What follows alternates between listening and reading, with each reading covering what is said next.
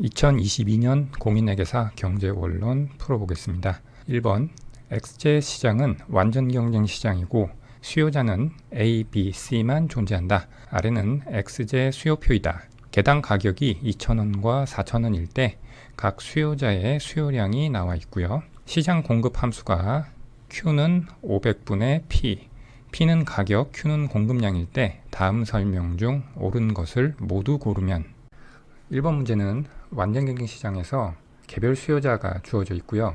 각 가격 수준에서 개별 수요자의 수요량을 합해서 시장 수요 함수를 도출을 하고 그것과 시장 공급 함수와의 관계를 통해서 접근하는 문제가 되겠습니다. 먼저 이 박스를 보시면 가와 나는 각 가격에서의 초과 수요 또는 초과 공급이 발생하는지를 묻고 있습니다.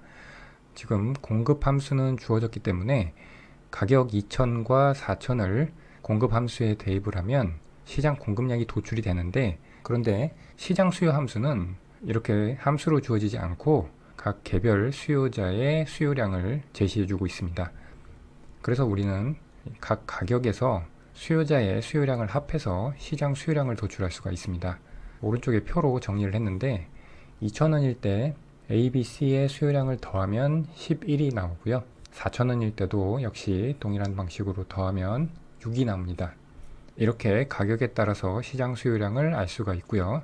시장 공급량은 시장 공급 함수에 2,000과 4,000을 각각 대입해서 계산을 하면 4와 8이 나옵니다. 여기서 시장 수요량에서 시장 공급량을 뺀 함수를 우리는 초과 수요 함수라고 하는데, 초과 수요량을 계산을 하면 각각 가격이 2,000일 때는 7, 4,000일 때는 마이너스 2가 나옵니다. 그러면 바로 가와 나를 판단할 수가 있죠. 가를 보면 P가 2,000인 경우 1개의 초과 수요가 발생하며 되어 있는데, P가 2,000일 경우에는 7개의 초과 수요가 발생하죠. 그래서 틀렸고요. 뒷부분 가격은 상승할 것이다. 초과 수요가 발생하면 가격은 상승하니까 이 뒷부분은 맞는데 이 앞에 초과 수요의 개수가 틀렸고요.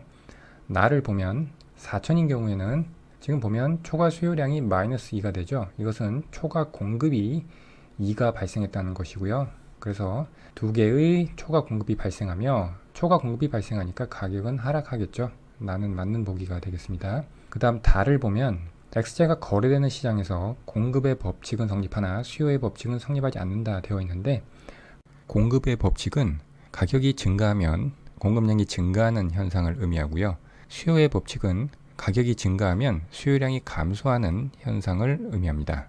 우리가 지금 두 개의 가격 수준에서 시장 수요량과 시장 공급량을 각각 구했는데, 그것을 가격과 수요량 평면에 도시를 하면 이와 같이 표현을 할 수가 있습니다. 그래서 시장 수요 함수는 우하향하는 모습이 됨을 알 수가 있고요. 시장 공급 함수는 우상향하는 모습임을 알 수가 있습니다. 물론 문제에서 주어진 정보는 가격 조건이 2,000과 4,000 두 가지밖에 주어지지 않았기 때문에 이렇게 점으로만 알 수가 있고, 가격이 상승하거나 하락함에 따라서 이 각각의 다른 상대 점으로 어떤 모양의 수요 함수와 공급 함수가 형성이 되는데, 저는 직선을 가정을 해서 그렸습니다. 그래서 수요 함수는 우하향하고 공급 함수는 우상향하죠. 즉 수요의 법칙과 공급의 법칙이 다 성립함을 알 수가 있습니다. 그런데 다에서는 수요의 법칙이 성립하지 않는다라고 돼서 틀리게 서술하고 있죠. 그 다음 라는 가격에 대한 공급 탄력성을 묻고 있습니다. 공급의 가격 탄력성이라고 하는 것은 가격이 변화할 때 공급량이 얼마나 변화하는지를 측정하는 지표가 되겠습니다. 즉 공급의 가격 탄력성은 가격의 변화율분의 공급량의 변화율로 구할 수가 있고요.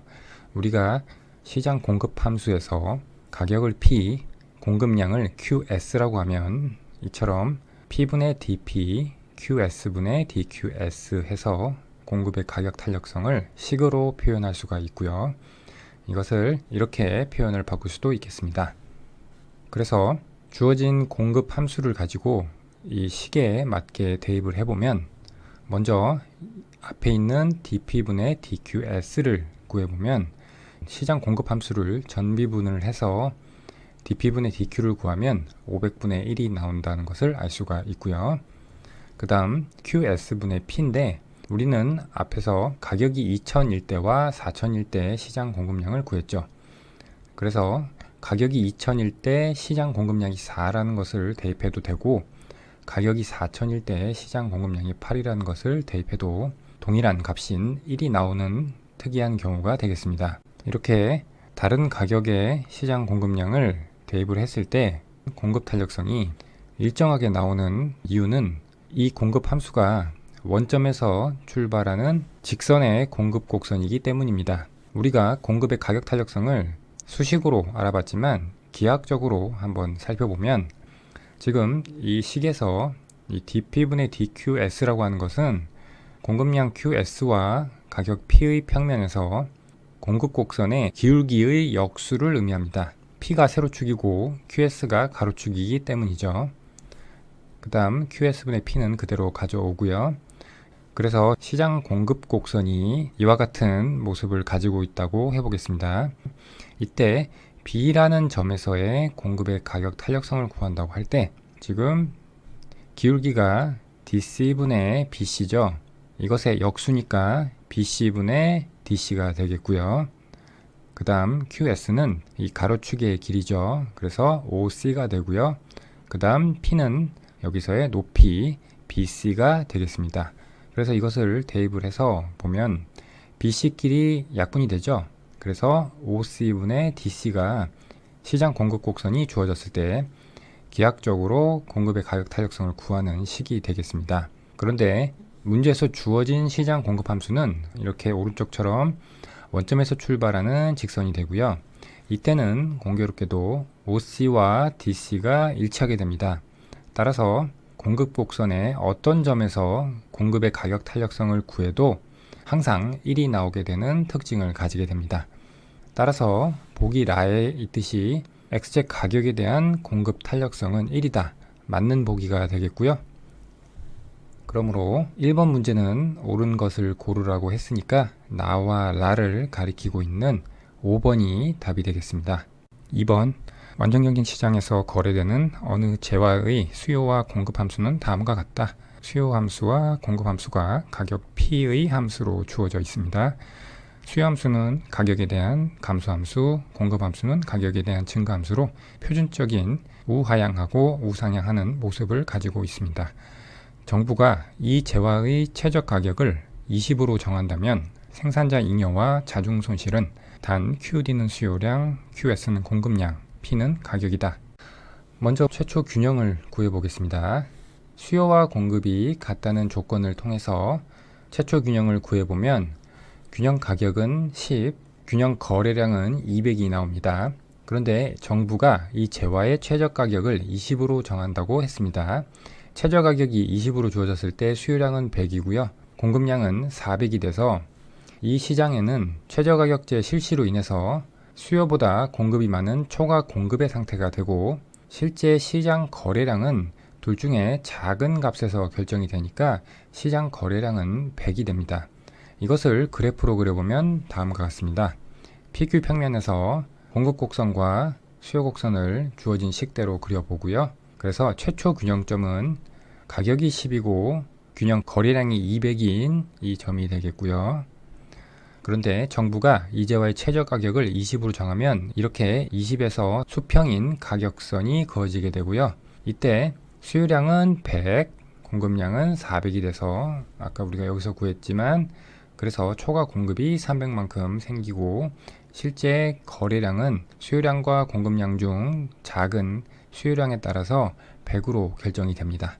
문제에서 묻고 있는 것은 생산자 잉여와 자중 손실을 묻고 있는데 생산자 잉여는 공급자가 시장에서 받은 대가에서 생산하는 데 최소한 필요한 비용을 뺀, 즉 총수입에서 가변 비용을 뺀 것을 생산자 잉여라고 하는데 가격 곱하기 거래량이 총수입이죠. 거기서 공급 곡선 아래의 면적, 이것이 총 가변 비용이 되는데 이것을 뺀 것이 바로 생산자 잉여가 되겠습니다. 그래서 이 노란색 빗금친 사다리꼴 모양이 생산자 잉여의 크기가 되겠고요. 그래서 사다리꼴 공식에 의해서 계산을 하면 밑변이 20이고 윗변이 15 그리고 높이가 100이니까 거기에 2분의 1을 곱해서 계산을 하면 1750이 나오고요. 그 다음 자중 손실은 사회적 후생 손실을 의미하는데, 이것은 최저가격 실시 전의 최초 균형이 완전 경쟁 시장에서의 균형이니까 이것이 사회적 후생을 극대화해주는 바람직한 상태가 되고요. 이것과 비교해서 최저가격제를 실시했을 때 사회적 후생이 얼마나 감소하는지를 계산을 하면 그것이 자중손실이 되겠습니다. 다시 그래프로 보면 이 점이 최초 균형점이었고요. 최저가격제를 실시하면 이 점에서 균형이 형성이 됩니다. 그리고 수요 곡선은 사회적 편익 곡선으로 볼 수 있고요. 그리고 공급 곡선은 사회적 비용 곡선으로 볼 수가 있습니다. 따라서 완전 경쟁 시장의 균형점과 비교해서 최저가격제 하에서의 균형점은 사회적 편익은 수요 곡선 아래의 면적만큼 감소를 하고요. 그리고 사회적 비용은 공급 곡선 아래의 면적만큼 감소를 하게 됩니다. 그러면 편익의 감소와 비용의 감소의 차이인 이 핑크색 삼각형 부분이 자중손실의 크기가 되겠습니다. 그래서 삼각형 공식에 의해서 밑변이 15고 높이가 100이니까 계산을 하면 750이 나옵니다. 따라서 2번 문제는 4번이 답이 되겠습니다. 3번 x제와 y제만을 소비하는 a의 효용함수는 루트 x 더하기 y이고 예산 제약수는 px 곱하기 x 더하기 py 곱하기 y는 m이다. a는 예산 제약하에서 효용을 극대화한다. px, py, m은 각각 x제 가격, y제 가격 및 소득이다. px가 1이고 py가 10일 때 다음 중 옳은 것을 모두 고르면 단 x와 y는 0보다 크거나 같은 수이다. 3번 문제는 소비자 효용 극대화에 관한 문제인데 효용함수를 봤을 때 준선형 효용함수임을 알 수가 있습니다. 선형인 부분과 선형이 아닌 부분이 같이 섞여 있기 때문이죠. 오른쪽에 소비자 효용 극대화 식을 세워보면 효용함수를 x와 y에 대해서 극대화를 해야 되고요. 제약 조건은 주어진 예산 제약선을 썼습니다. 그리고 가격이 x제가 1, y제가 10이라고 주어졌으니까 그대로 대입을 해서 이렇게 정리를 할 수가 있겠습니다. 우리가 소비자 효용 극대화 문제를 풀 때 예산 제약선이 직선이고 그리고 효용함수에서 도출된 무차별 곡선이 원점에 대해서 볼록한 모습일 때 내부해가 존재하게 되고 그때는 다음과 같은 효용 극대화의 일개 조건을 가지고 해를 도출할 수가 있습니다. x제와 y제에 대한 한계 대체율과 x제와 y제의 상대 가격이 같다는 조건을 통해서 구하면 되겠습니다. 먼저 x제와 y제에 대한 한계 대체율을 구하면 이것은 x제의 한계 효용 나누기 y제의 한계 효용인데 효용함수를 각각 x제와 y제에 대해서 미분해서 정리를 하면 되겠습니다. 그래서 x의 한계 효용은 효용함수를 x에 대해서 미분을 하면 2루트 x분의 1이 나오고요. 그리고 y제의 한계 효용은 1이 나옵니다. 그래서 한계 대체율은 2루트 x분의 1이 나오고요. 그 다음 가격 비율은 x제 가격 1, y제 가격 10이니까 10분의 1이 나오고요. 그래서 한계 대체율과 가격 비율을 같게 놓으면 x 값은 25가 나오고요. 얘를 예산 제약식에 대입을 해서 y에 대해서 정리를 하면 이와 같이 y제의 값이 도출이 됩니다. 소득 m에 따라 y제 소비량이 변화하는 모습을 갖게 되는 것이죠. 정리하면 소비자 A는 소득 m이 주어졌을 때 x제는 25개를 소비하고 y제는 소득이 m일 때 이와 같은 양을 소비하는 것이 효용을 극대화하는 소비 조합이 되겠는데 근데 문제는 x제를 25단위 소비하기 위해서는 x제 가격이 1이니까 소득이 최소한 25보다 크거나 같아야 됩니다. 그래서 우리는 다음과 같이 경우를 나눠서 소비자의 효용 극대화 소비량을 구할 수 있는데요. 먼저 소득이 0보다 크거나 같고 25보다 작거나 같다고 하면 이 구간에서는 소비자 A는 x제만을 소비하는 것이 효용을 극대화하는 소비점이 되겠습니다. 왜냐하면 우리가 아까 효용 극대화 1개 조건을 봤을 때 한계 대체율이 2루트 x분의 1이고 가격 비율이 10분의 1이라고 할 때 이 두 개가 같아지는 x값이 25라고 했는데 만약 이 X값이 25보다 작다고 해보겠습니다.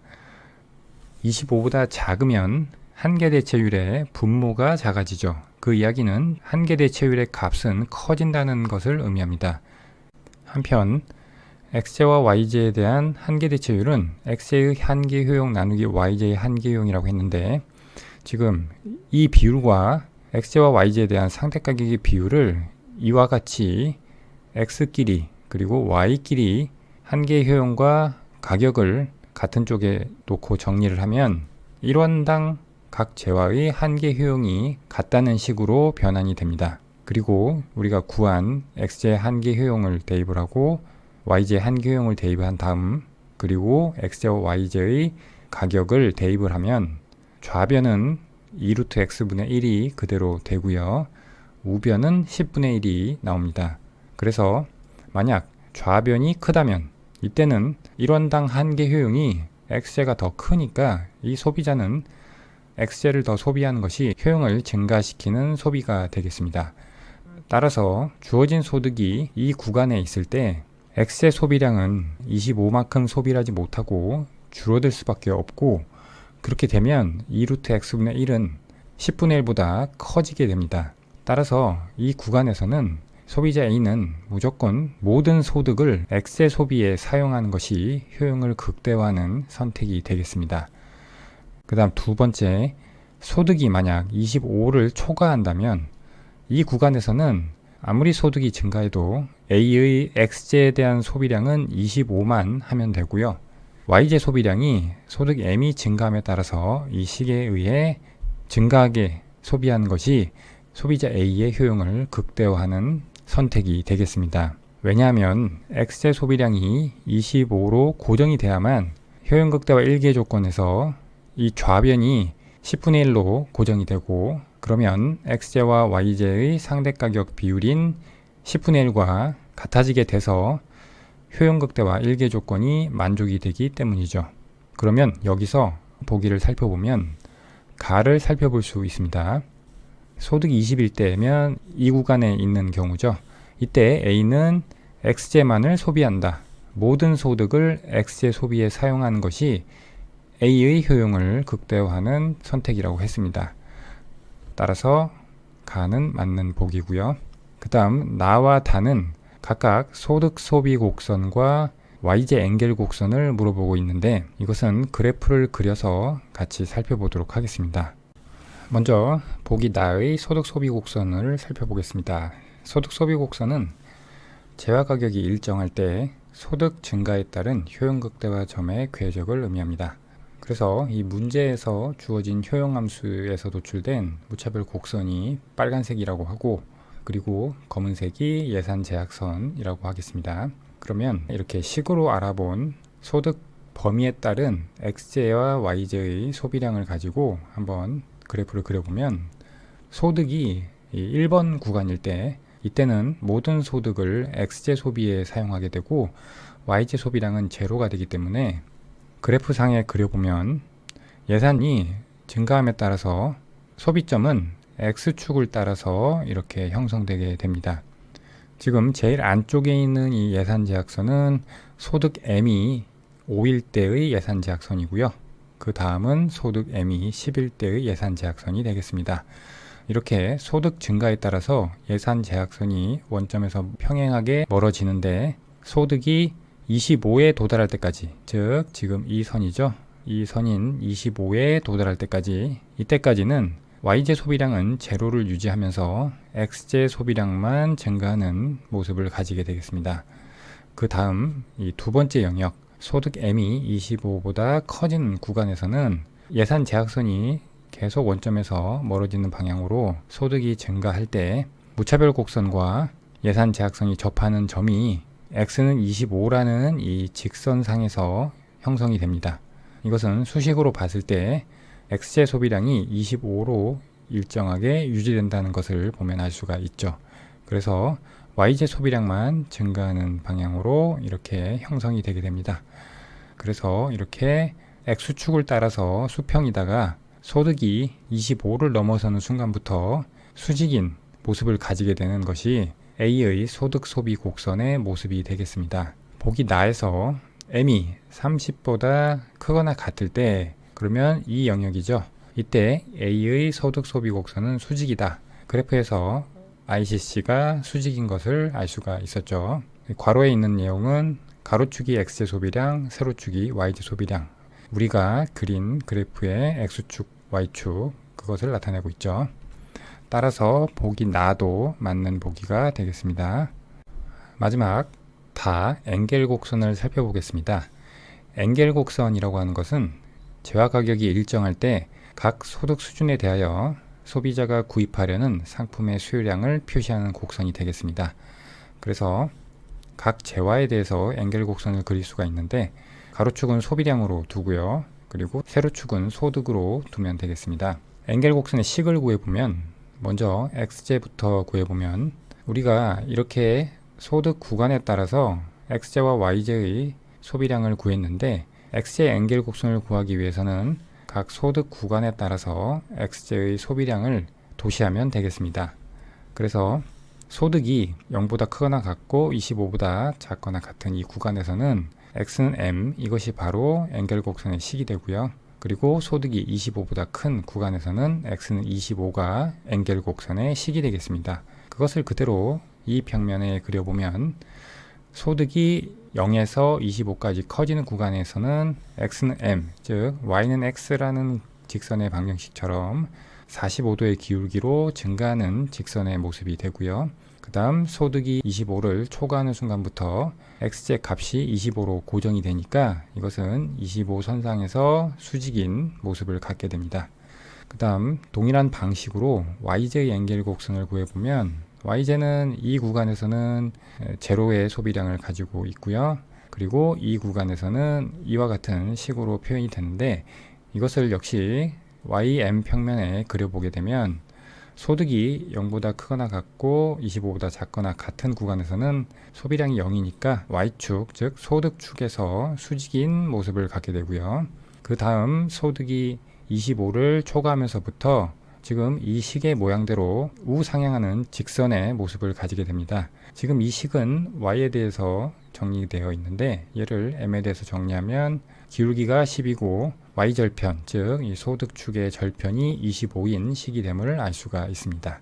문제에서는 M이 20보다 작거나 같을 때 그러면 지금 이 구간이 되겠죠. 이때 A의 Y제 엔겔 곡선을 물어보고 있습니다. Y제 엔겔 곡선은 지금 이걸 봐야 되는데 소득이 20보다 작거나 같은 구간에서는 Y제 엔겔 곡선은 수직이죠. 우상향하는 직선은 소득이 25보다 큰 구간에서 성립하게 됩니다. 따라서 보기 다는 틀린 보기가 되겠습니다. 문제에서 옳은 것을 모두 고르라고 했으니까 가나인 3번이 답이 되겠습니다. 4번 투자자 A와 B의 W1에 대한 폰 노이만 모겐스턴 효용함수는 각각 A는 W의 0.5승, B는 2W이다. 현재 두 사람은 각각 100만원의 투자 자금으로 자금 조달에 어려움을 겪고 있는 어떤 기업에 대한 투자를 고려하고 있다. 이 기업이 자금난을 극복하지 못하고 부도가 나면 투자한 금액을 전혀 돌려받지 못하나 자금난을 극복하고 새로운 기술 개발에 성공하게 되면 이 기업의 주가는 한 주당 10,000원으로 상승할 것으로 예상된다. 기업이 부도날 확률이 0.5인 경우 다음 설명 중 옳은 것을 모두 고르면 단 투자자는 투자 금액 전액을 이 기업의 주식에만 투자할 것을 고려하고 있으며 주식 거래 관련 거래 비용은 없다. 4번 문제는 기대효용 이론에 관한 문제가 되겠습니다. 기대효용 이론에 대해서 간략하게 살펴보고 문제에 적용해 보도록 하겠습니다. 먼저 나타날 수 있는 경우를 X'과 X2'이라고 하고 각각의 경우가 발생할 확률을 P와 1-P라고 하겠습니다. 이때 기대 소득 X반은 각각의 경우에 나타날 수 있는 소득과 확률을 가지고 기대값을 구하는 것을 의미합니다. 그 다음 기대 효용이 있는데 이것은 각각의 경우의 소득을 효용함수에 대입한 효용값을 역시 각각의 경우가 나타날 수 있는 확률을 이용해서 기대값을 구하는 것을 의미합니다. 그 다음 확실성 등가인데 이것은 기대 효용과 동일한 효용을 주는 확실한 소득을 의미하고요. 구하는 방법은 기대 효용을 구한 다음 그것과 동일한 효용값을 도출하는 소득값을 구하면 됩니다. 네 번째는 위험 프리미엄이 되겠습니다. 이것은 기대 수익 또는 기대 소득과 확실성 등가의 차이를 의미합니다. 그래서 여기서 구한 기대 소득에서 확실성 등가를 뺀 값을 우리는 위험 프리미엄이라고 합니다. 위험 프리미엄이라고 하는 것은 불확실한 기대 소득을 얻는 불확실한 상황을 확실한 상황으로 만들어주기 위해서 보상해 줘야 하는 대가를 의미합니다. 다음 그래프를 보면 폰노이만 모겐스턴 효용함수를 위험에 대한 태도에 따라서 세 가지로 분류가 되어 있습니다. 먼저 위험 기피자 또는 위험 회피자의 효용함수를 보겠습니다. 이 경우에는 가로축이 소득이고 세로축이 기대 효용인데 가로축에 대해서 오목한 모습을 가지고 있습니다. 위험 기피자의 특징은 불확실한 소득보다는 확실한 소득을 더 선호한다는 것이고요.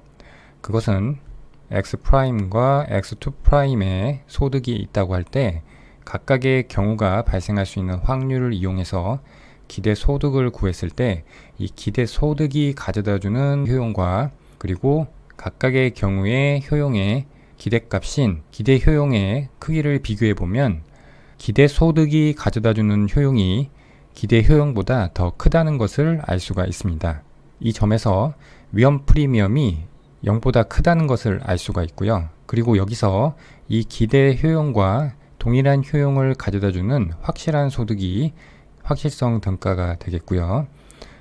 그래서 위험 기피자 같은 경우에는 위험 프리미엄이 0보다 큰 양수가 됩니다. 즉 기대소득 X바에서 확실성 등가를 뺀 것이 위험 프리미엄이라고 했으니까 이게 양수죠. 이것은 다시 이야기하면 실제 이 불확실한 상황에서 얻는 기대 효용은 기대소득 X바가 있다고 할 때 기대소득이 가져다주는 효용보다 더 작은 확실성 등가의 효용밖에 얻지 못한다는 것을 알 수가 있고요. 그래서 이 사람은 이러한 위험 부담을 회피하기 위해서 양의 위험 프리미엄을 부담할 용의를 가지게 됩니다. 그 다음 두 번째, 이것은 위험 중립자의 기대효용 곡선이 되겠습니다.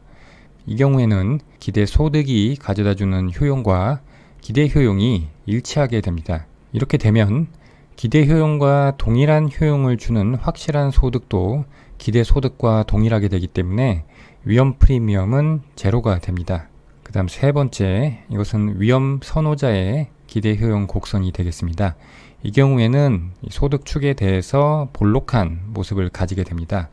이 경우에는 기대 소득이 가져다주는 효용보다 기대 효용이 더 크기 때문에 확실성 등가액이 기대 소득보다 더 큰 쪽에 위치하게 되고요. 그래서 위험 프리미엄은 마이너스가 됩니다. 이처럼 위험 선호자 같은 경우에는 오히려 위험을 더 선호하기 때문에 이만큼의 음해 리스크 프리미엄을 부담, 즉 오히려 이만큼의 소득을 더 지불해서라도 불확실한 소득을 얻고자 하는 특징을 가지게 됩니다. 이것은 위험 회피자의 경우와 정반대의 경우가 되겠습니다.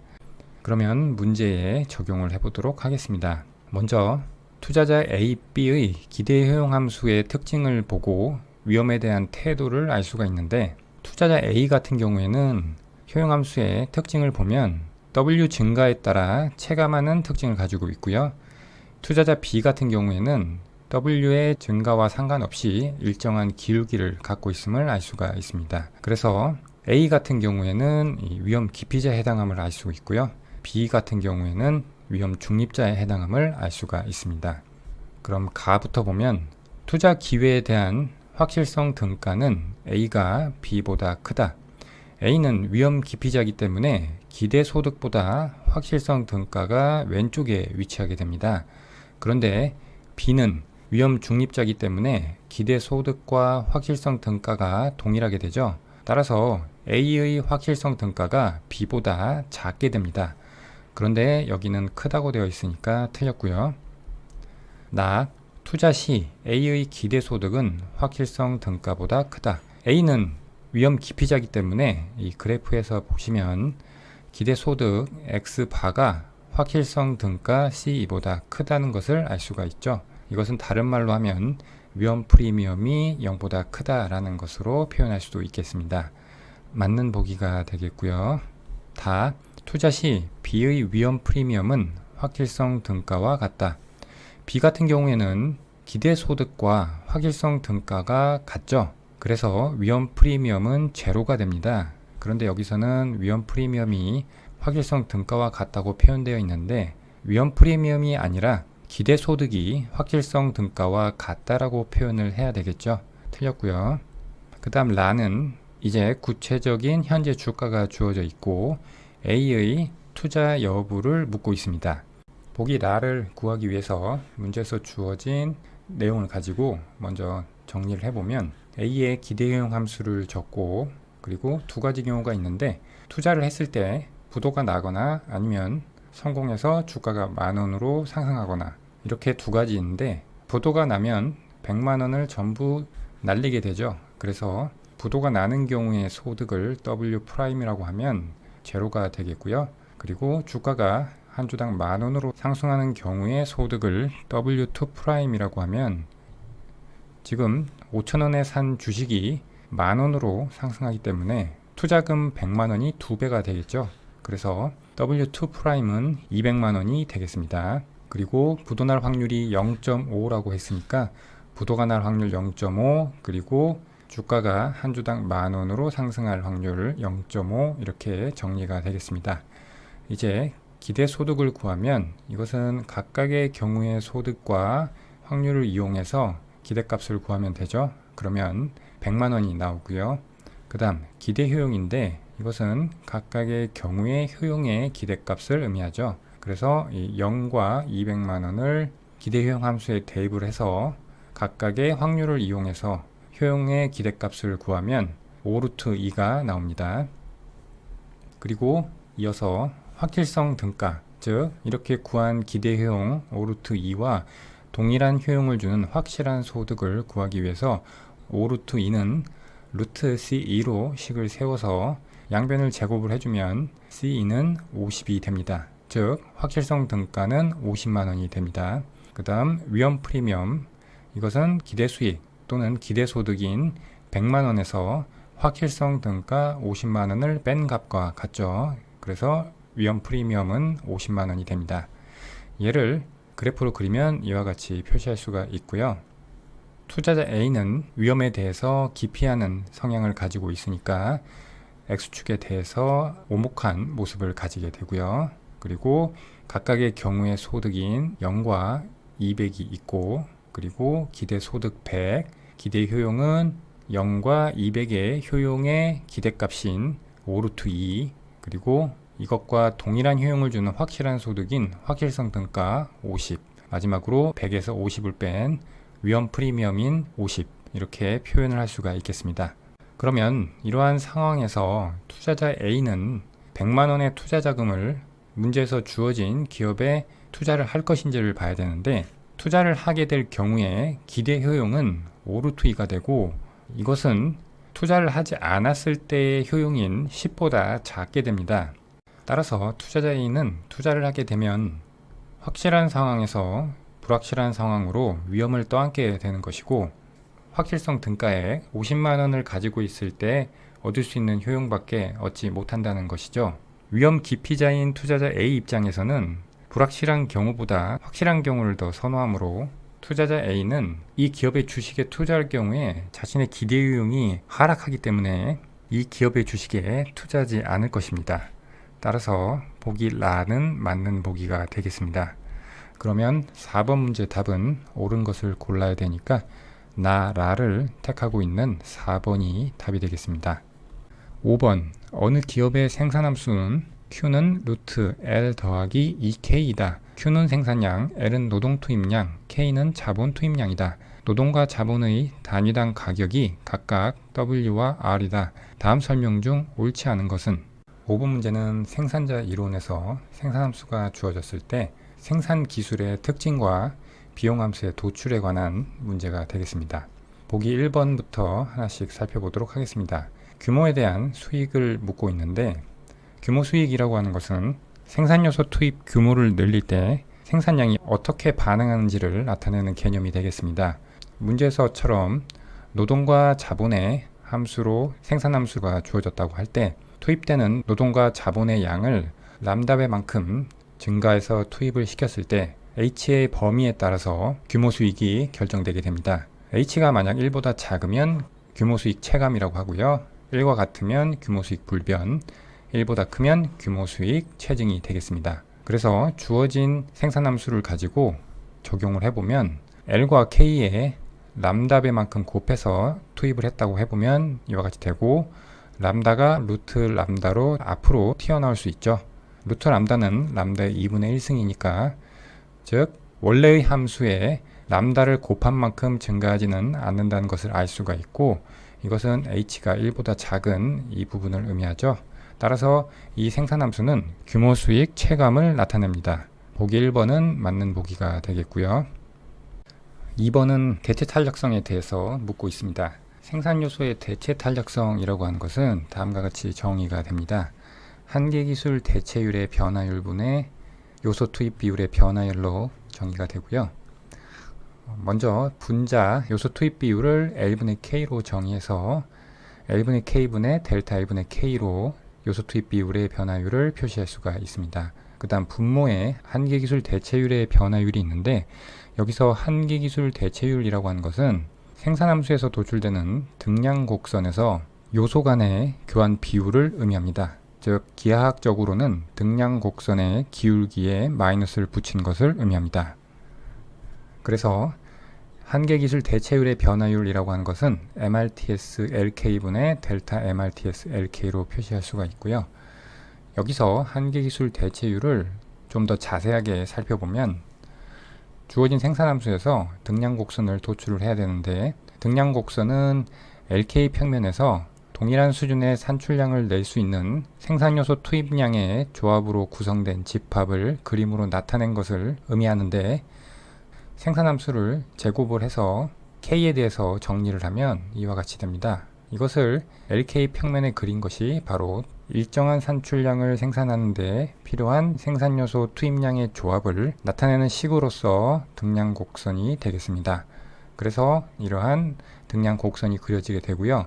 이 기울기에 마이너스를 붙인 것이 한계기술 대체율이 되겠습니다. 이 한계기술 대체율은 다음과 같이 구할 수도 있습니다. 한계기술 대체율은 노동의 한계 생산성 나누기 자본의 한계 생산성으로 도출할 수가 있고요.